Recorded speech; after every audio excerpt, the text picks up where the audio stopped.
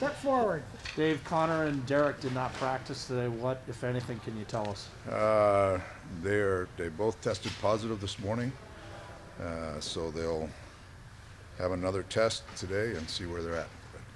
But, kept them off as a precaution. The way things are going here, it's just Right. a daily occurrence. Right. This is the rapid test, to be clear. They tested positive on a rapid test. I think it was a rapid PCR or something like that. I'm not sure. Yeah. When you play in as many cities and there's different rules everywhere you go. We were in New York. There's New York City. There's one rule. The Island. There's another rule. Jersey. Another rule. It's crazy. They just tell me if he's positive, he's positive. Fair enough. And that's not good positive. That's not great positive. When 2 of your 4 centermen are out and one of them is Connor McDavid, that's not a positive. That's right. Yeah.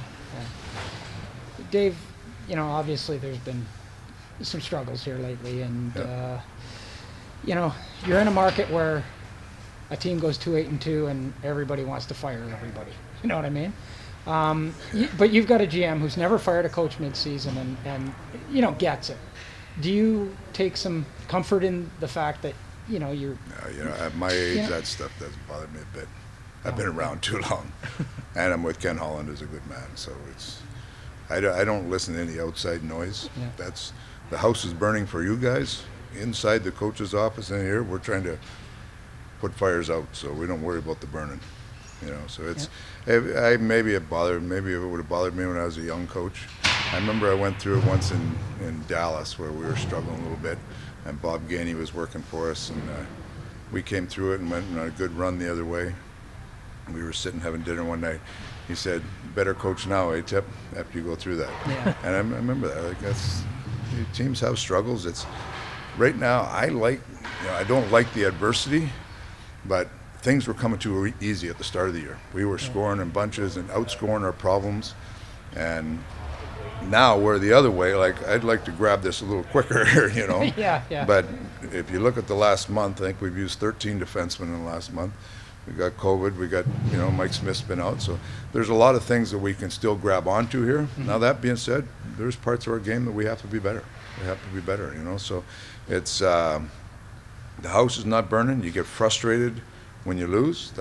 We're all in a competitive business, but you can't let that frustration seep into feeling sorry for yourself. You got to find solutions, and that's what we're all about. Is it almost better sometimes? This might sound sort of weird, but is it easier to coach when you're losing than when you're winning and outscoring problems? Could you maybe have the players' attention a little bit more?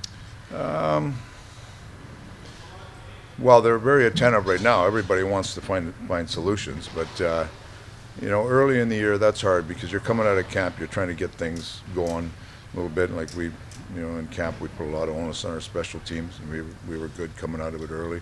So it's hard to say. Early on, they're grabbing everything because it's early and they want to grab everything. But once you lose a few games, they're an attentive group.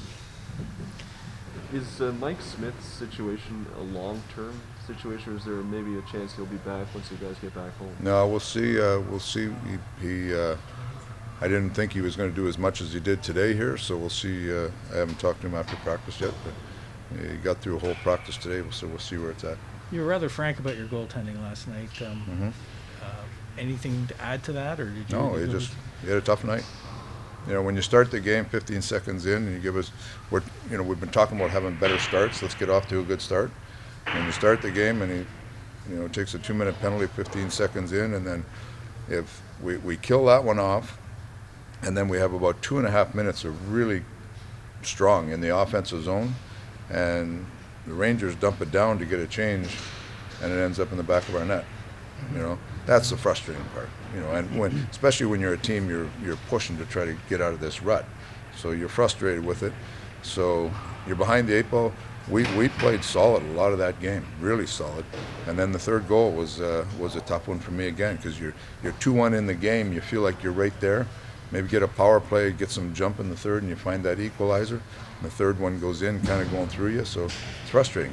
But there's been other nights when we've had defensemen play bad, and Koskinen's cleaned it up, like we're talking about early in the year there. We're winning some games 6-5, or finding ways to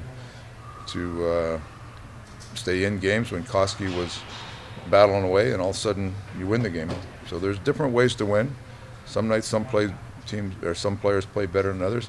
It just so happens when your goaltender does that. I always laugh because I was a winger most of the. I could do things wrong and nobody'd ever see it. You guys. And then centerman, there's a centerman, like a few more guys that might notice. Defensemen get burned, everybody notices.